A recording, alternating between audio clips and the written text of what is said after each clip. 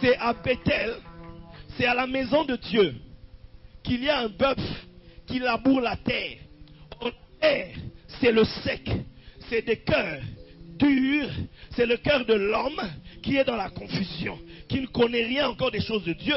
Et il faut un révérend pour faire des enseignements des disciples, pour labourer la terre. Quelqu'un me comprend? Quelqu'un comprend? Donc, je vis le ciel s'ouvrir. Jean était à Patmos. Patmos signifie le lieu de ma mort. Lorsque tu meurs dans ta terre, lorsque ta chair meurt à elle-même, lorsque tu meurs aux principes élémentaires du monde, à la compréhension charnelle du monde, quelque chose se passe. Le livre s'ouvre et il va voir 24 trônes.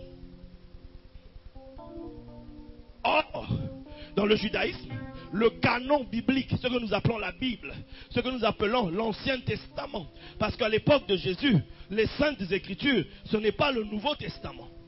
Les Saintes Écritures, c'est ce que nous appelons l'Ancien Testament. Et l'Ancien Testament, chez les Juifs, on appelle ça le Tanakh. Le Tanakh est composé de 24 livres.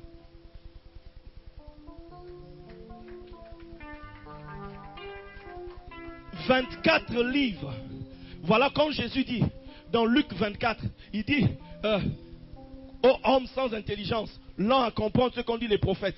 Et il leur expliqua dans toutes les Écritures ce qui le concernait. Il a commencé dans Moïse, il dit dans Moïse, il dit dans les prophètes, il dit dans les psaumes. Cette explication de Jésus, c'est l'explication que tout juif vous donnera concernant la Torah, le Tanakh, qui est divisé en 3. Tu as la Torah, les 5 livres de Moïse, tu as les prophètes.